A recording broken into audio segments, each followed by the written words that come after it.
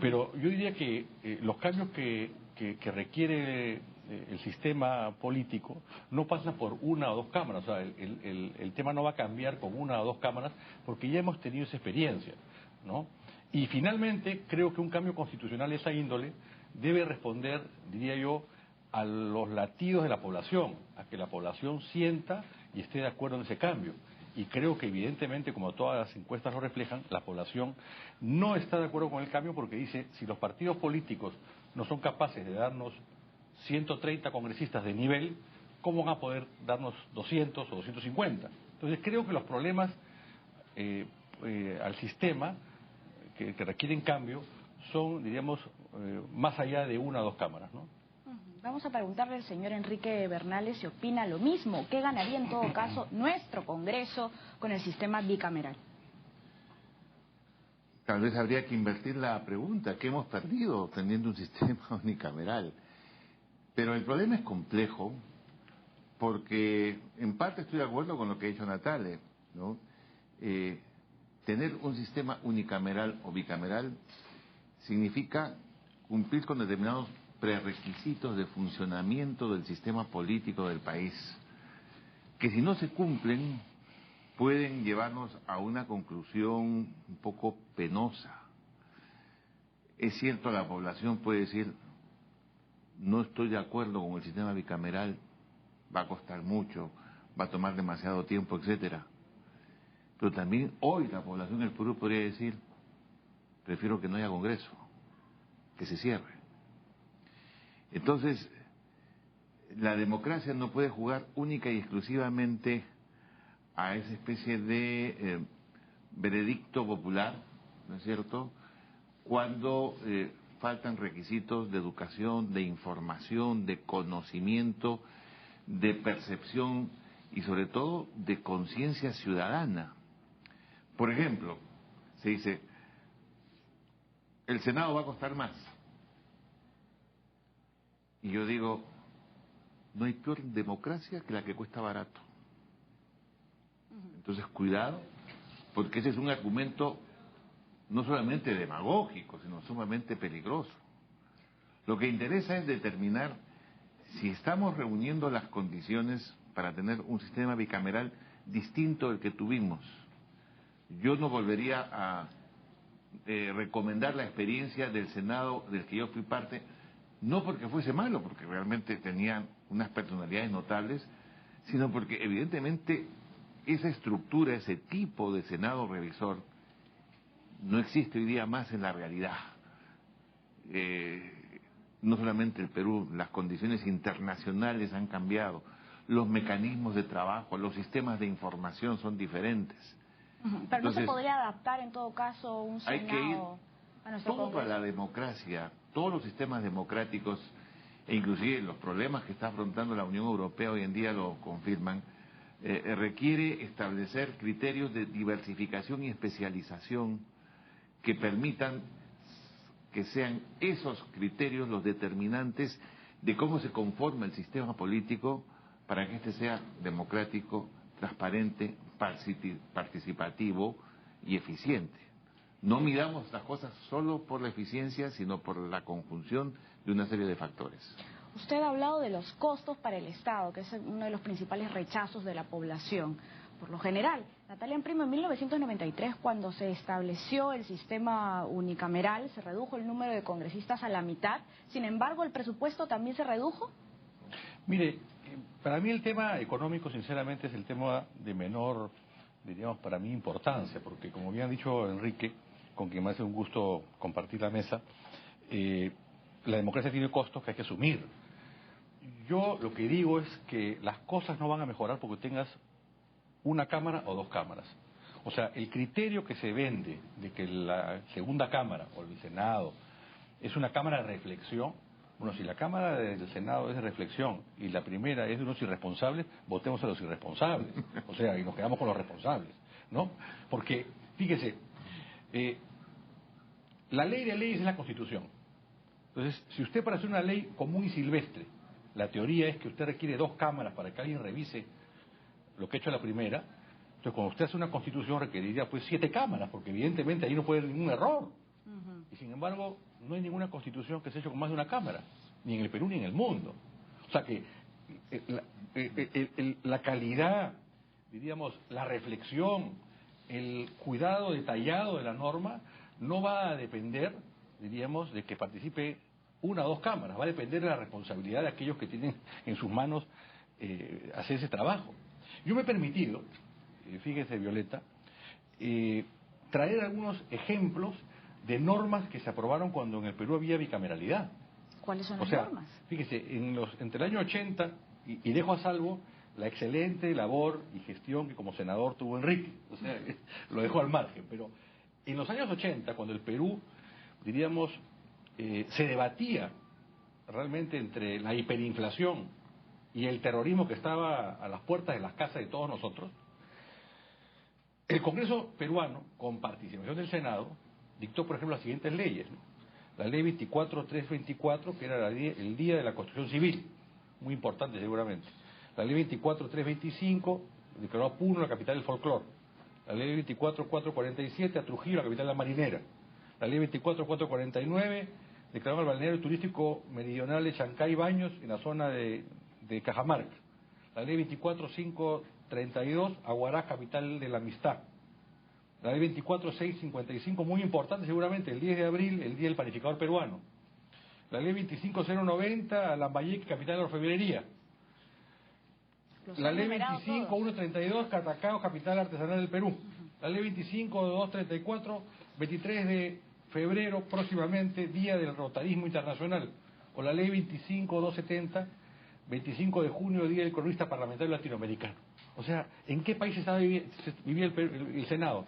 Vivía en otro planeta. No, por no mencionar todas las leyes de perforación del sistema pensionario de la 2530. Todas las leyes que perforaron el sistema y que casi llevan a la quiebra el sistema pensionario fueron con votos de los senadores. Y si leemos lo que en la época se decía sobre el funcionamiento de la bicameralidad del Senado, nos daremos cuenta que, claro, comparado a lo que hay hoy día, nos parecerá muy bueno. Pero lo que se decía en su época, yo tengo aquí no solamente escritos de Enrique, sino de Javier Vallerriestra, en fin, que reflejaban pues que el Senado no funcionaba. Vamos a preguntarle al señor Enrique Bernales si tan mal funcionaba el Senado aquí en Perú. Creo que hay que hacer una aclaración, porque ese listado puede aumentarse. No, claro, ¿no es cierto? Sin lugar a dudas. Pero también podemos hacer un listado similar del Congreso unicameral, porque el problema hay que escarbarlo un poco para darnos cuenta de dónde vienen estas leyes que son muy superficiales. Y eso está vinculado directamente, primero, con demandas sociales de gente que quiere tener identidad, presencia, significación, ¿no es cierto? Y una lógica, no voy a mencionar el nombre de un senador, de un antiguo senador, me dijo, si a los pueblos no se les da dinero y no se les hace obra, por lo menos démosles estos premios morales, ¿correcto? Bueno. Porque evidentemente a mí me parecía que esas leyes eran bastante inocuas, por no decir prescindibles, pero había una demanda altísima de esas leyes, como de otras tantas. Voy a poner, por ejemplo, la multitud de pedidos de territorios y de pueblos que querían convertirse en distritos, ¿no es cierto?, para tener alguna relación significante o de presencia en el Estado. Ese problema no ha desaparecido en el Perú. A mí me gustaría preguntarle si la bicameralidad aseguraría una verdadera dirección política, una visión de futuro, ya que el Senado es una cámara reflexiva. Bueno, no, es que yo no voy por ese lado. Más aún, yo creo que la dirección política en un régimen presidencial corresponde al Ejecutivo, básicamente al Presidente de la República y su gabinete.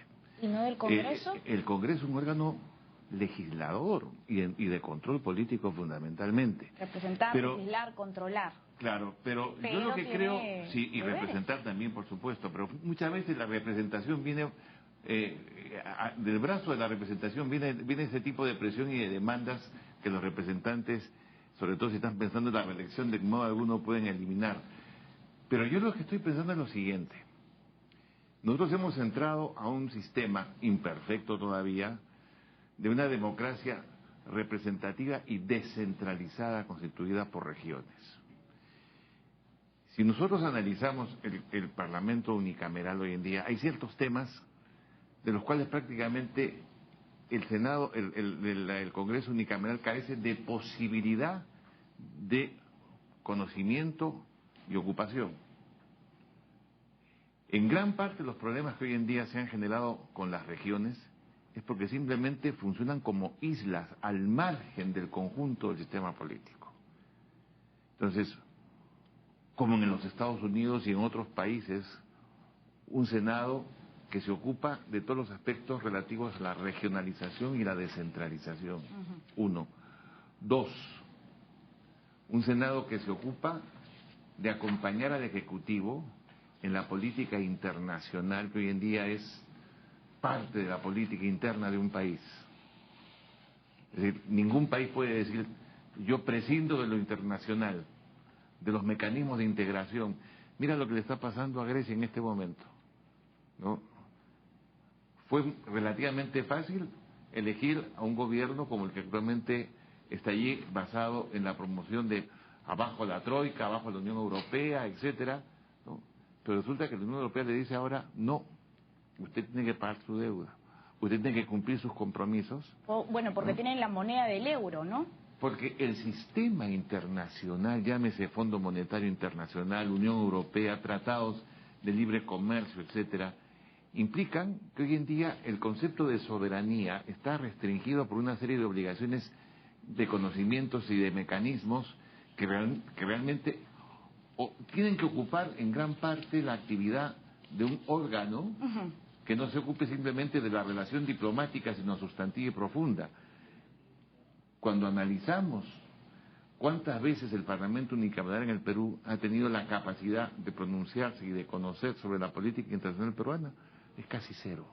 Luego vamos, ¿no?, a volver. Y así sucesivamente yo podría mencionar una serie de campos en los cuales a lo mejor no le llamamos Senado, llamémosles Consejos de Estado, pero necesitamos un órgano de reflexión sobre los grandes temas del Estado, que no son el día a día, que es aquello en lo que fundamentalmente se ocupa. No lo momentáneo, sino una visión a largo plazo, y también vamos a volver, pero ahora es momento de irnos a un corte, así que vamos a volver para hablar de los requisitos que debería de tener en todo caso todo congresista, ¿no? Los requisitos mínimos. Estoy hablando yo de una reforma más profunda del integral, Estado, una reingeniería política. Nos vamos ahora mismo a una breve pausa, pero regresamos con este tema de la bicameralidad en debate y diálogo. Escríbanos a nuestras redes sociales, en el Facebook y en el Twitter. Volvemos entonces.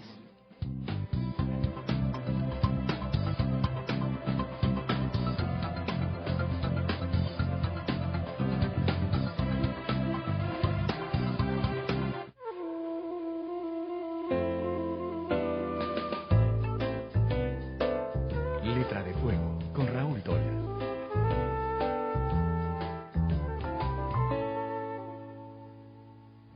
Hola, soy Raúl Tola y esto es Letra de Fuego. Esta vez nos acompaña el escritor sevillano español Juan Bonilla, uno de los finalistas del premio de la Bienal de Novela Vargas Llosa, con su novela Prohibido entrar sin pantalones.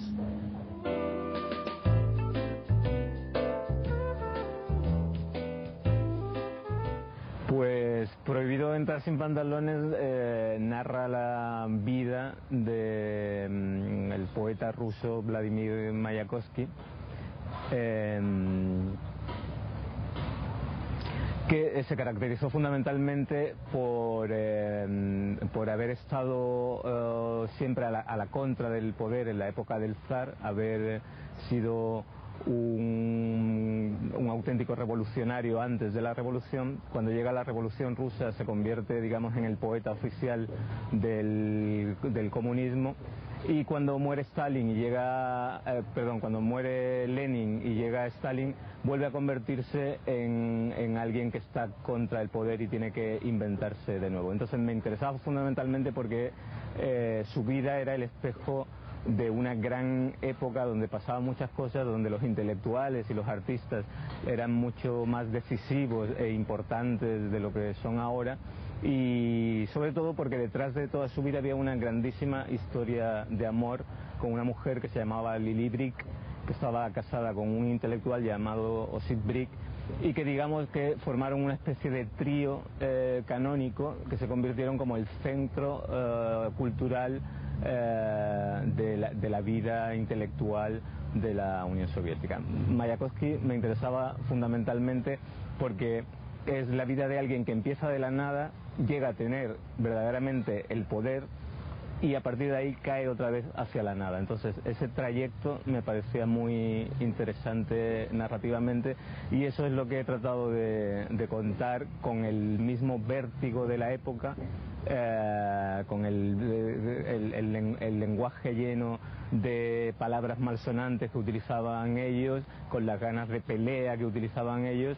Eso es lo que he tratado de trasladar y de contagiar en las páginas de la novela.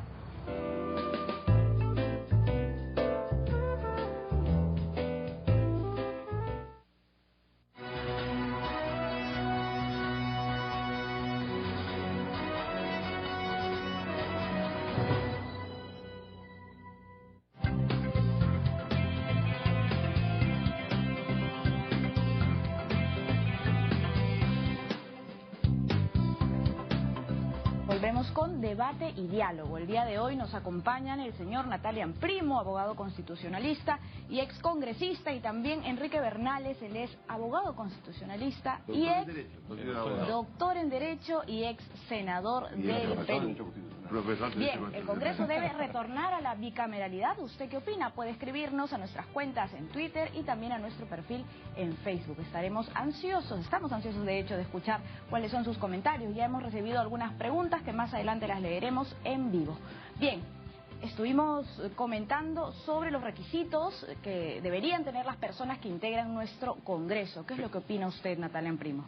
Yo antes de contestar tu pregunta, creo que coincidiendo con lo que decía Enrique, mira, los temas que el Perú requiere el día de hoy son más profundos que ver si ponemos una cámara, o la dejamos actual como está actualmente, o ponemos dos cámaras, porque yo creo que ni el Senado funcionaba bien, o la bicameralidad funcionaba bien antes, ni tampoco creo que nadie está contento con el funcionamiento del día de hoy del actual Parlamento. O sea, el debate que debe llevarnos a una reforma política en el país es más profundo y yo creo que no estamos en el momento de llevarlo adelante. O sea, no hay unas condiciones elementales a año y medio de una elección general de poder entrar seriamente a esta discusión, ¿no? ¿Y no cree que se implica estaría temas, abriendo el camino también que implican temas más profundos, al ¿no? hablar de estos temas? Porque claro, implican temas más profundos como el del sistema de partidos, el sistema electoral, es verdad, pero también hablar de la bicameralidad, que es un tema que se ha quedado todavía a debate, es importante. Pero se ha quedado, ¿por qué se ha quedado? Mire, fíjese, la Constitución contempla dos mecanismos de reforma. El primero es que el Congreso aprueba el proyecto de reforma constitucional con la mayoría simple de la Cámara y lo somete a un referéndum y el pueblo define. La excepción, no es la regla general, la excepción es ir a una doble votación en dos legislaturas ordinarias distintas. Yo lo que percibo aquí es que todos los meses, todos los años, hay proyectos de reforma para ir a la bicameralidad y cuando obtienen la mayoría simple, no continúan el camino que la Constitución ordena, que es convocar a referéndum. ¿Y por qué no se convoca a referéndum? Porque nadie quiere asumir esa bandera impopular y que va a perder la elección. Entonces yo no creo que una reforma constitucional pueda serle impuesta a la población sobre la base simplemente de aplicar una suerte de principio de autoridad. El derecho moderno el día de hoy tiene que ser aceptado. Ya no, la población no acepta la imposición en base al principio de autoridad. El derecho tiene que ser pactado, tiene que ser acordado, tiene que ser convenido. El derecho político. El derecho político, evidentemente, sino el derecho político, ¿no? Tiene que ser convenido, ya no hay pues la imposición, tiene que ser pues convenido. Entonces, en primer lugar, yo lo que percibo es que hay una, diríamos, una suerte de costumbre, para mí, violatoria de la Constitución, porque iniciado un proyecto de reforma, este proyecto no culmina de acuerdo al mecanismo que corresponde. Lo que debería haber hecho todos los presidentes del Congreso, desde que se ha formulado un proyecto de reforma constitucional que ha gozado de aprobación de la mayoría más uno del número legal de miembros del Parlamento es someterlo a referéndum. Eso es lo que ordena la Constitución. Y eso no se ha hecho. Entonces, ¿por qué no se hace? Porque hay un temor a perder. Entonces, usted me preguntaba por los requisitos que deben cumplir aquellos que van a representar a la ciudadanía. Mire, la democracia es el gobierno de la libertad y de la igualdad. O sea, yo diría que el Congreso es un reflejo de la composición social, cultural de nuestro país, porque finalmente esas personas son elegidas por el pueblo, no son impuestas por nadie. ¿Qué requisitos debería de cumplir un congresista?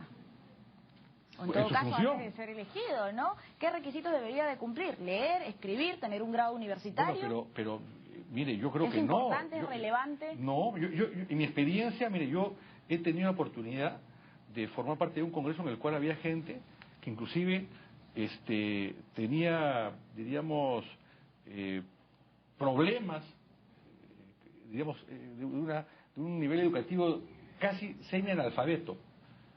Y sin embargo, cuando se expresaban y cuando analizaban un tema, usted veía un compromiso con su pueblo, muchas veces mucho mayor que aquella persona muy bien formada y que sin embargo de repente era un pillo. O sea, la democracia es el gobierno de la igualdad y de la libertad. Usted no puede decirle, no, usted no entra porque usted no hace tal cosa. Usted no tal cosa, porque entonces volvemos a como era antes, pues que la democracia, para usted participar o para usted ser elegido, tendría que ser lo propietario, o tenía que poner tanto dinero, o tenía que ser contribuyente, No, eso ya desapareció. Entonces, vamos a preguntarle al señor Enrique Bernales si tiene un punto de encuentro en lo que acaba de decir. Yo no creo que se pueda modificar lo que la Constitución ya establece, que son condiciones elementales de libertad en el ejercicio del derecho ciudadano de elegir y ser elegido. Pero la solución puede estar por vía doble. Primero, lo que no se le exige al candidato por vía constitucional, la ley de sistema de partidos sí puede establecer criterios de elecciones primarias, tiempo de militancia, ¿no es cierto?, trayectoria o experiencia en cargos políticos dentro del partido, etcétera, que permitan a las asambleas partidarias o a los electores partidarios componer mejor sus listas. Las listas vienen mal compuestas desde la manera como los partidos deciden quién va a ser candidatos. Y además no olvidemos que con el voto preferencial hay compraventa de puestos, ¿no es cierto? ¿Está de acuerdo usted con el voto preferencial? También hay pues partidos que son vientres de alquiler, que para mi sorpresa están invitados para el lunes. O franquicias también se les llama, ¿no? ¿Usted está de acuerdo con el voto preferencial? No me gusta realmente el voto preferencial, sobre todo por los mecanismos y los vicios que se han generalizado en todo el país a partir del voto preferencial, donde evidentemente la Constitución no lo dice, pero uno termina, en un pueblo de tantas escaseces y limitaciones, ¿no es cierto?, se termina eligiendo al más conocido, al más gracioso, al mejor deportista, al que tiene más plata, al que puede hacer mayor cantidad de regalos, ¿no? Me informan, porque últimamente no he tenido vinculación con la actividad política partidaria, pero que hay pueblos pues que tienen su Navidad en abril de cada 5 años, porque los candidatos se presentan y regalan cocinas, y regalan zapatos, y regalan canchas de fútbol y qué sé yo, ¿no es cierto? Y van comprometiendo al electorado más pobre en la perspectiva de que si esto me regala como candidato, ¿qué no me regalará una vez elegido? Como el caso de Ancash, ¿no? No, como el caso de Ancash, ¿no es cierto? Entonces, yo creo que el voto preferencial lo que genera es corruptelas que hay que eliminar y hay que evitar, ¿cierto? Y es una sacada de vuelta finalmente a lo que dice la Constitución. Natalia, pero entonces, amplísimo con el voto preferencial. Para terminar lo que he dicho, volvemos ¿no con es el cierto? voto preferencial, sí. Tú, yo te diré después. Sí, bueno, mire, yo fui elegido gracias al voto preferencial, pero sin embargo yo siempre me he expresado en contra del voto preferencial porque, además de las razones que señala Enrique acertadamente, genera para mí algo que es muy grave, que es que la competencia de los parlamentarios es entre los miembros de la misma lista. O sea, yo compito con aquel que está en mi misma lista. ¿Eso qué hace? ¿Qué origina? ¿Qué origina? Que el elector no elija por una idea global de, bueno, este grupo tiene estas ideas, este plan de gobierno, este proyecto, este grupo tiene esta otra.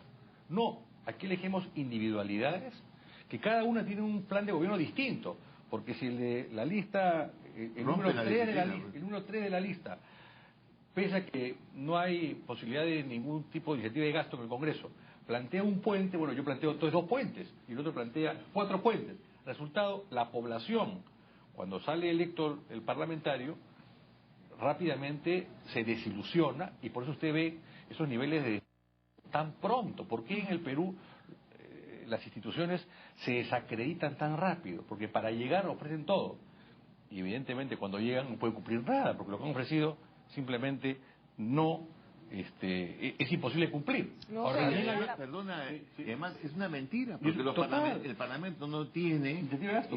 Por supuesto. Y además, y algo adicional, ¿no?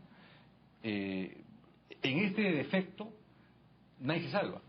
O sea, y el partido no tiene cómo controlar ello. Pero ya tiene plata, pues.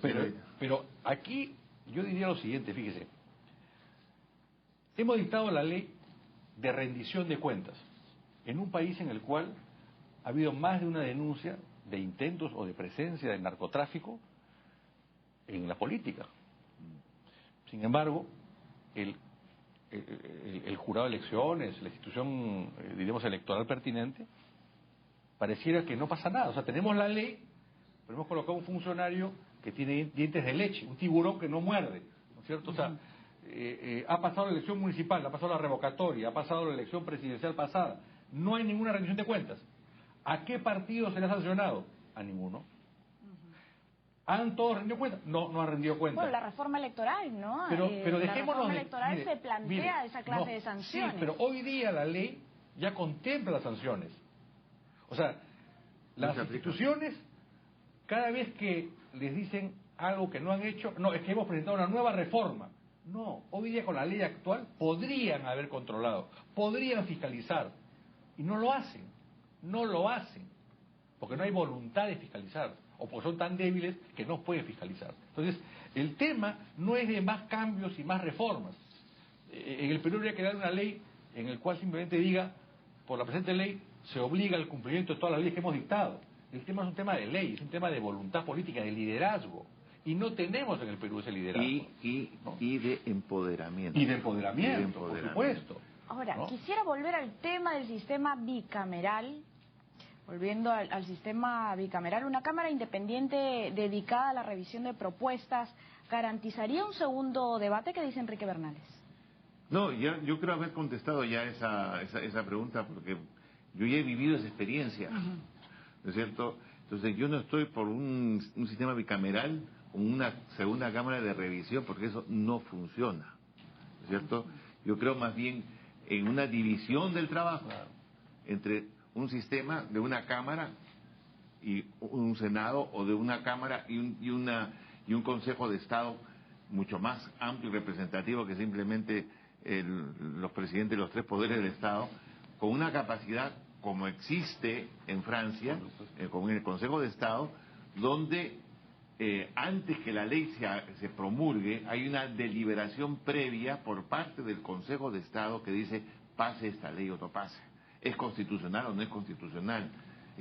¿Tiene financiamiento o no tiene financiamiento? O sea, hay que llegar a un nivel mucho más refinado de información, conocimiento y especialización. O sea, yo no estoy por una reforma parcial del Congreso en estos momentos, de mi experiencia y de mi conocimiento. Estoy por un proceso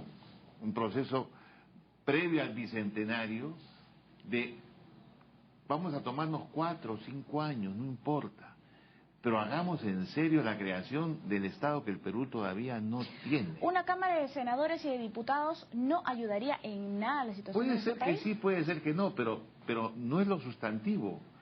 Usted no apunta en todo caso hacia la bicameralidad. Mira, para responder a tu pregunta, si fuera el tiempo, o si hubiera el tiempo para crear un mecanismo del Senado, ¿no? Yo lo haría simplemente para un solo encargo. Usted no se va a ocupar de revisarle, le va a encargar, ¿no? Trabajando con el acuerdo nacional, con planificación, con las instituciones que sea, de estudiar y de proponer la reforma del Estado. Punto. Ahora mismo se da una segunda votación, ¿no? Que es el mecanismo para suplir esta labor del Senado.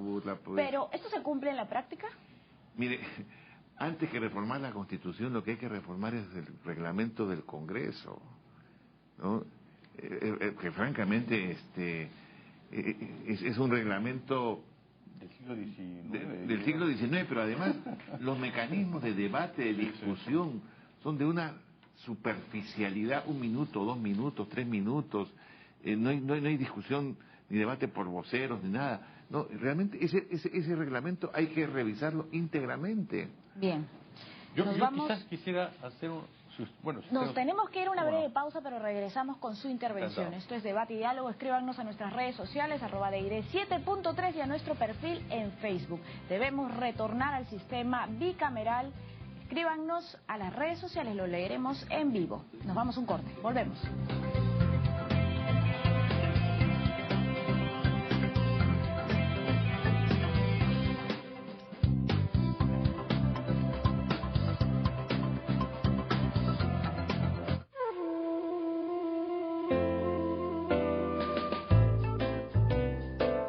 Letra de Fuego, con Raúl Tola.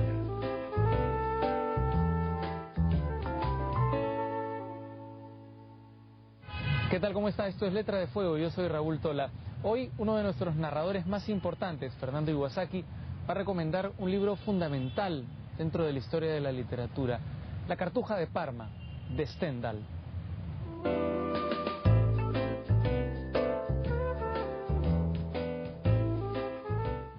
Me gustaría recomendar a toda la audiencia de Letra de Fuego una novela que es un clásico de la literatura, La Cartuja de Parma, de Stendhal.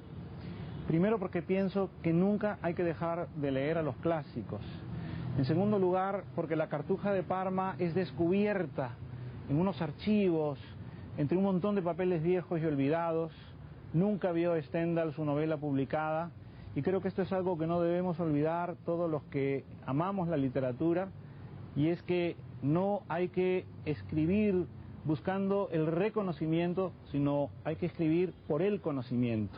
Y gracias a la búsqueda del conocimiento es que podemos disfrutar de La Cartuja de Parma, que además es una novela que se abre con una escena que yo considero muy contemporánea. El sobreviviente de la batalla, el testigo de la batalla, que no sabe que está en la batalla.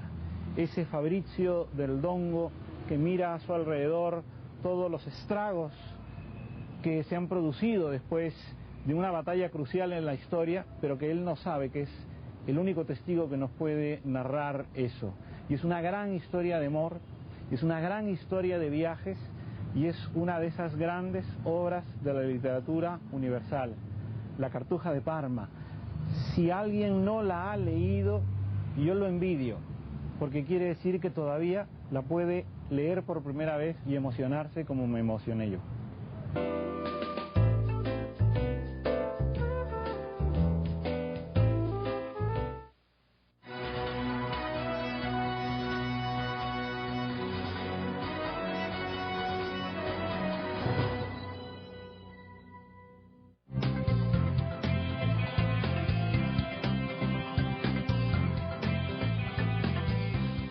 Se debe retornar al sistema parlamentario bicameral. Ya nos escribieron en Twitter y en Facebook, así que a continuación vamos a leer los comentarios. Nos dice Carlos: primero hay que buscar congresistas idóneos, una selección responsable de candidatos y responsabilidad de partidos en la elección.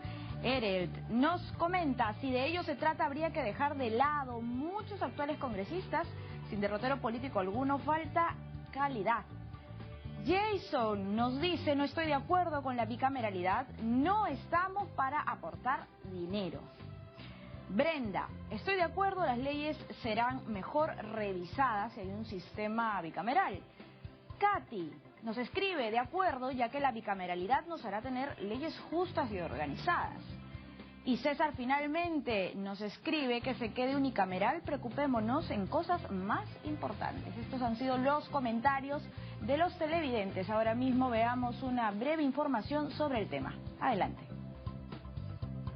El Congreso de la República Peruana nació en 1822 como un sistema unicameral. 4 años más tarde, Simón Bolívar diseñó el Congreso tricameral, que no llegó a la práctica, convirtiéndose en 1828 a bicameral. Tras más de siglo y medio de vida republicana, el entonces presidente Alberto Fujimori disolvió el Parlamento bicameral con la promulgación en 1993 de la nueva Constitución Política.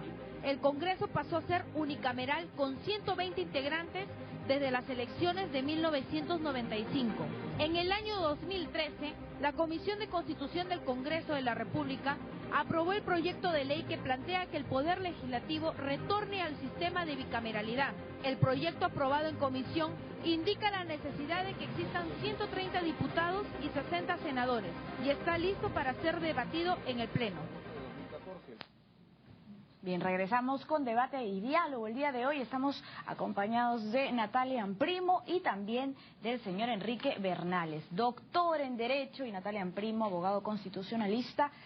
También es Natalia Amprimo, excongresista, y Enrique Bernales, ex senador, así que nos está contando un poco de cuál fue su experiencia también durante el Senado aquí en el país. Nos dicen en los comentarios del Twitter que se quede unicameral, preocupémonos en cosas más importantes. En la pausa estuvimos conversando con Natalia Amprimo sobre esos cambios fundamentales. Cambios más importantes también lo comentaba usted. Sí, fíjese, antes, porque ha habido esta idea de que había habido algunas preguntas o interrogantes de algunos televidentes que consideran que una segunda cámara va a mejorar las leyes porque hay una mayor reflexión. García Falla, un tratadista español, decía pues que la cámara de reflexión no deja de ser una forma bien intencionada de autoengaño.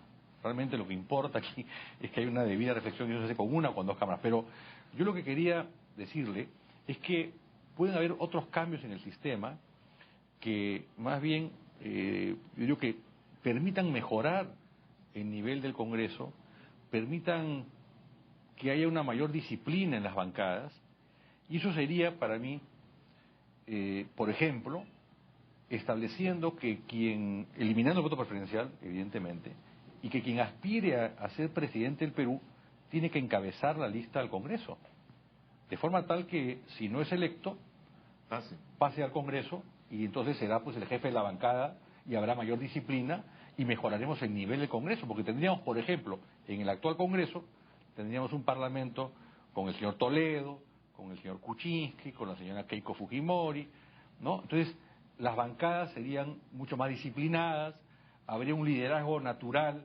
de cada bancada en el Parlamento, y además que cuando un elector viera la alternativa de cambio de gobierno, buscaría en estas personas que están dentro de un sistema formal de la política. Hoy día ocurre que quien quiere o quien aspira a ser presidente en el Perú no debe ser parlamentario, porque ser parlamentario es como una suerte pues de descrédito, ¿no? Es como cuando usted saca un carro de la tienda, usted ha pagado 20, ha sacado el carro de la tienda y a los 10 minutos ya el carro vale 18. Se ha depreciado. Bueno, igual es, usted entra al Congreso y se deprecia, ¿no? Entonces, tenemos que darle un mayor nivel al Parlamento. Y eso tiene que ocurrir colocando a las mejores personas de los partidos políticos al interior del Parlamento. Enrique hablaba de los cambios que tienen que darse al interior también de los partidos políticos, pero hay que partir de una realidad, que no tenemos partidos. Y no tenemos partidos por muchas razones. Una de ellas también es imputable a la población. La población no quiere participar. Quizás porque hoy día la modernidad hace que, diríamos, ya no requiere un partido para que sea una suerte de ente intermedio que transmita, o que sea una suerte de canal de transmisión de sus inquietudes o sus esperanzas. Hoy día tienen el Twitter, tienen el Facebook, tienen, en fin, la modernidad nos ha convertido más individualistas, y entonces para llenar un mitin tienen que llevar pues a no sé qué bailarinas, no sé qué grupo, regalar una pollada. Entonces la gente no quiere participar, se expresa en puntos Por ejemplo, hemos visto el tema de la ley Pulpín, ¿no? La gente se expresa, los jóvenes salen a la calle, pero usted pide a esos jóvenes que entren a un partido político, no quieren entrar. Bueno, por el descrédito que tienen ahora mismo los Por muchas partidos razones. políticos. Es que los hábitos han cambiado, pero lo que pasa es que el sistema de trabajar con redes sociales ha llegado a los jóvenes, pero no ha llegado a los partidos. O sea, los partidos tienen que modernizar. Tienen que modernizar, tienen que En ponerse Perú. al día. Lo que ha dicho Natalia, por ejemplo, que es muy interesante, en parte, por ejemplo, se cumplen los regímenes parlamentarios. Porque como se eligen solamente por listas al Parlamento, los cabezas de cada partido, unos ganan, otros pierden, pero todos están en el Parlamento. Y lo que hay, por ejemplo, en los parlamentos europeos, el transfugismo prácticamente no existe. No, porque Bueno, además en realidad existe. El sistema político hace que tú no puedas, o sea, Te vas, pues. te llevas, el sistema, diríamos, parlamentario te lleva preserva al partido. de manera naturalmente a un o un tripartidismo. Claro, pero por supuesto, El entonces transfugismo existe en Europa. es mínimo. Mínimo. Es Sí, mínimo, sí. es Y mínimo, desaparece. porque además hay otra cuestión. Si yo renuncio a mi condición de A la- parlamentario, por ejemplo, del PSOE o del PP en Pierde la España, curul. pierdo la curul. Claro. Bueno, y hablando del PSOE y del PP, usted comentó de las redes sociales, ¿verdad? Que las redes sociales, en todo caso, no han llegado aquí a los partidos o los partidos no han llegado a las redes sociales. En el caso de España, estamos viendo cómo ha emergido Podemos como una fuerza política importante pero- y que está en sintonía con las redes sociales. Claro, pero ahí yo acabo de estar un mes en España trabajando el caso de Podemos, analizándolo. Muy interesante para el debate también en yo otro diría programa. tres cosas. En primer lugar, Podemos no comenzó como tal, comenzó como movimiento de indignados.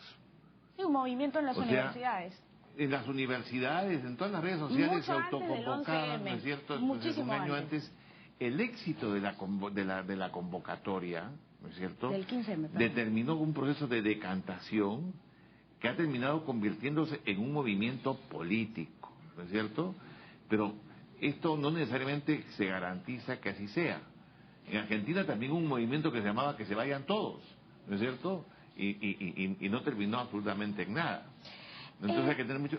para terminar, Sí. porque he dicho solamente el primer elemento de lo que es Podemos, ¿no es cierto? Primero, indignados.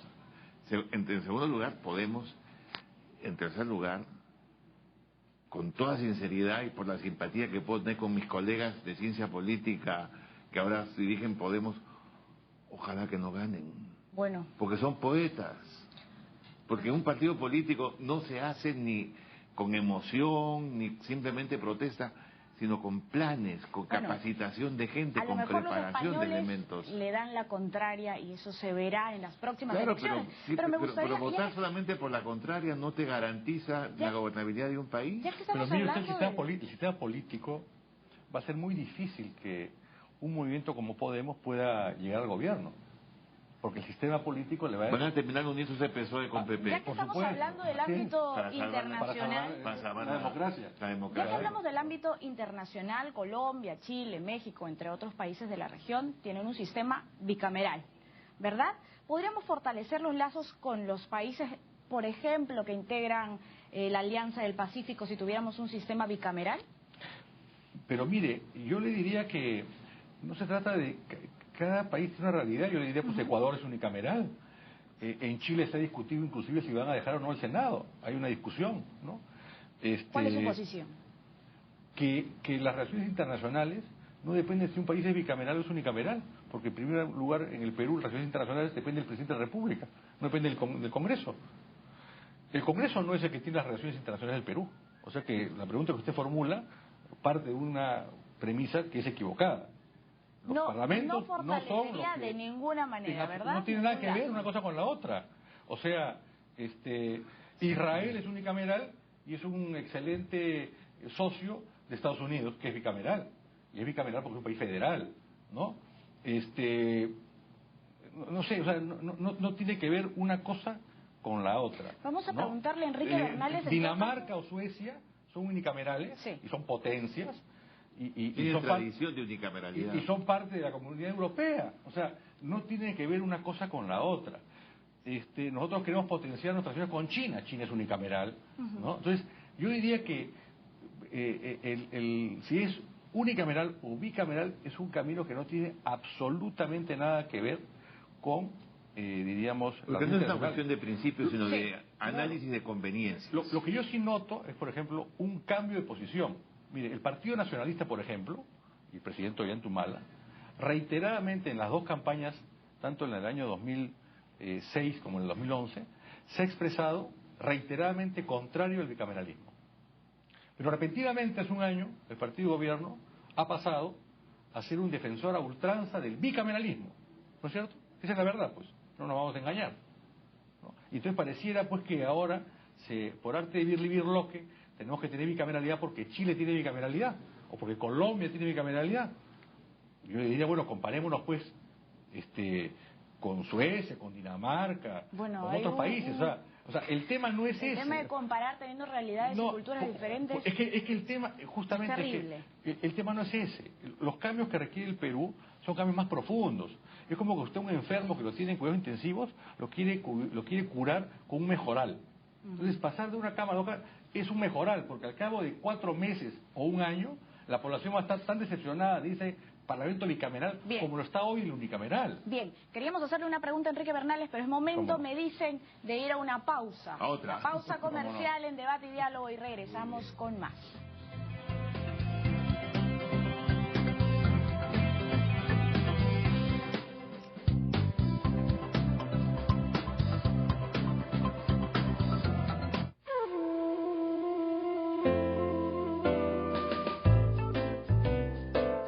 Letra de Fuego, con Raúl Toya.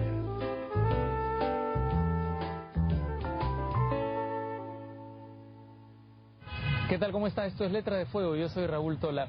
Hoy uno de nuestros narradores más importantes, Fernando Iwasaki, va a recomendar un libro fundamental dentro de la historia de la literatura, La Cartuja de Parma, de Stendhal.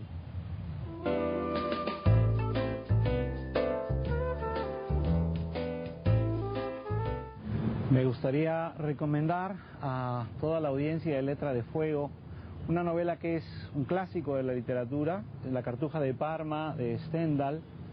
Primero porque pienso que nunca hay que dejar de leer a los clásicos. En segundo lugar, porque La Cartuja de Parma es descubierta en unos archivos, entre un montón de papeles viejos y olvidados. Nunca vio Stendhal su novela publicada. Y creo que esto es algo que no debemos olvidar todos los que amamos la literatura, y es que no hay que escribir buscando el reconocimiento, sino hay que escribir por el conocimiento. Y gracias a la búsqueda del conocimiento es que podemos disfrutar de La Cartuja de Parma, que además es una novela que se abre con una escena que yo considero muy contemporánea. El sobreviviente de la batalla, el testigo de la batalla, que no sabe que está en la batalla. Ese Fabrizio del Dongo que mira a su alrededor todos los estragos que se han producido después de una batalla crucial en la historia, pero que él no sabe, que es el único testigo que nos puede narrar eso. Y es una gran historia de amor, es una gran historia de viajes, y es una de esas grandes obras de la literatura universal, La Cartuja de Parma. Si alguien no la ha leído, yo lo envidio, porque quiere decir que todavía la puede leer por primera vez y emocionarse como me emocioné yo.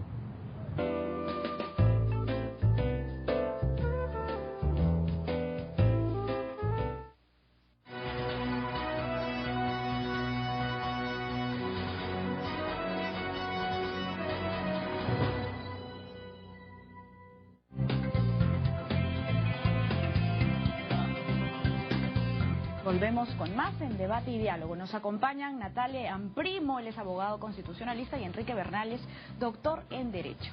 Bien, estamos conversando sobre la bicameralidad. Nos han escrito al Facebook y también al Twitter y nos hacen algunas preguntas para nuestros invitados. Le preguntaremos a Enrique Bernales, ¿generar un mayor gasto al Estado con senadores y diputados significa más eficiencia en la labor congresal? Jennifer 32. Creo que la pregunta está mal planteada, porque no es un problema de costos, ¿cierto? Yo puedo tener un Congreso unicameral que cueste más que un bicameral. O sea, eso por un lado. Por otro lado, yo creo que uno de los graves problemas que tiene el Congreso en el Perú, que no lo tiene, por ejemplo, Estados Unidos, es que en realidad nos falta un altísimo nivel de profesionalidad en el cuerpo de asesores y miembros que trabajan con las comisiones. Porque no puede ser que las comisiones tengan asesoradas con criterio partidario. Entonces, cada miembro de una comisión se lleva a sus militantes sin trabajo. No, pues, ¿no? El Congreso tiene que tener a los mejores profesionales, abogados, economistas, sociólogos, antropólogos, ingenieros, lo que sea. Y hay que pagarles bien. En Estados Unidos, Enrique, yo tuve la oportunidad de ser invitado al Congreso americano cuando estaba en el Parlamento. El Parlamento americano tiene un estudio de abogados. Así es. De primerísimo nivel, independiente. Son los mejores. De primerísimo nivel. Y todo proyecto de ley pasa por ahí. Antes de ser debatido, siquiera a comisiones, pasa por ahí. Y si ese informe, ese estudio de abogados, que no es partidario, que no depende, no es rotativo, porque pasa quién preside el Congreso, no, que es... Si ese informe es negativo, ese proyecto de ley va al tacho. Y te completo algo más. Aquí votan al abogado. Sí, claro, ¿no? pero ahí eso se completa con otra cosa que no existe acá, porque claro, son tradiciones y son formaciones que hay que respetar. Pero en los Estados Unidos, las leyes se hacen casi exclusivamente en las comisiones. Los debates de pleno son debates de política, de preguntas. Y hay un día a la semana de votación de las leyes. Las leyes ya no se discuten en los plenos, sino que como hay la garantía de la profundidad, la seriedad con que profesionalmente los especialistas han trabajado en las comisiones, el parlamentario se toca el timbre y hay un día, tarde completa de votaciones. Pero vacío, y van a votar. Van a votar. Profesionalizar el Congreso, entonces. Esa sería la respuesta para Jennifer. Eso es indispensable. Que nos escribe al Twitter. Porque a mí me preocupa, francamente, que se haya popularizado tanto esto el Congreso cuesta demasiado. El Congreso no cuesta ni la tercera parte de lo que cuesta el más elemental de los ministerios. Bien. Vamos a hacerle ahora una pregunta a Natalia Primo. Se olvida que ponerle un tope presupuestal implica justamente debilitar al Congreso. Pero por supuesto. Que debe tener los mecanismos para comentar. Justamente con autonomía fiscalizar al poder. Natalia Primo, nos hacen una pregunta en nuestras redes sociales. Con la unicameralidad se tienen tantos proyectos de ley sin debatir. ¿Qué propone para que esto mejore? ¿Es necesario que haya 130 parlamentarios, que debe reducirse a 120 como años atrás? ¿Usted qué le responde? Mire, yo creo que hay diríamos, hay una mala práctica. Mire, el reglamento del Congreso se varió y se estableció que los proyectos de ley tenían que ser previamente aprobados por la bancada parlamentaria de quien presentaba el proyecto. Y de esa manera se pensó ingenuamente que iba a haber primero un mayor filtro y que en consecuencia los proyectos ya llevaban una suerte pues de coherencia de cada bancada. Nuevamente se legisló con ingenuidad, porque la realidad ¿cuál es? Que los parlamentarios y las bancadas actúan bajo el principio de yo te doy mi firma y tú me das la tuya. Yo no cuestiono lo que tú haces y tú no cuestiones lo que yo hago. Entonces usted puede ver proyectos presentados por miembros de una misma bancada, aprobados por la bancada, que son totalmente contradictorios y que no tienen ninguna lógica. Entonces la norma reglamentaria que buscaba este buen fin ha sido prostituida y en consecuencia hoy día ese mecanismo de filtro que eran las bancadas no sirve para nada, porque además muchas bancadas no responden sino a una suerte de unión de miembros que antes formaban parte de otra bancada y que se juntan por una cuestión de corte administrativo. Entonces ahí no nos une ningún pensamiento ideológico, ni programático, ni nada. Simplemente nos une la necesidad de estar juntos para poder participar en comisiones, tener mayor tiempo en el pleno, etc. Y la fragmentación también ha contribuido a eso. Bueno, es que justamente el sistema electoral que tenemos permite este nivel de fragmentación. Mire, Chile, por ejemplo, que estableció en la Carta de 80, que fue una carta que promovió Pinochet por otros fines, porque evidentemente él lo que quería era que si perdía la elección tuviese pues un número de parlamentarios tales que impidieran cualquier tipo de situación adversa. estableció la elección con un distrito binominal. Binominal. Bien. ¿Eso qué ha hecho? ¿Qué ha hecho? Que, por ejemplo, el Partido Demócrata Cristiano no puede ir sin el Partido Socialista, porque si no, ninguno gana. Bien. O sea, tenemos que ir a mecanismos que nos lleven de manera natural a un bipartidismo, a un tripartidismo como máximo. Listo, no podemos muchísimas seguir gracias. en este tipo de partidos de sofá en el cual todos entran en un sofá. Bien, queremos agradecer el día de hoy por la participación a Natalia Primo y también a Enrique Bernales. Muchísimas gracias por compartir sus ideas en debate y diálogo. Bien, se ha hablado de mecanismos de discusión en el Congreso, cuáles serían los más adecuados. Un Congreso unicameral puede ser más costoso que uno bicameral, nos dijo Enrique Bernales. También se ha comentado que el Congreso debe tener a los mejores profesionales y colocar a las mejores personas de los partidos políticos al Parlamento. Si no es electo el candidato presidencial, debe de pasar al Congreso, también nos ha dicho Natalia Primo. Muchísimas gracias por su participación. Nos reencontramos el día lunes y recuerde que el debate también es diálogo. Chao.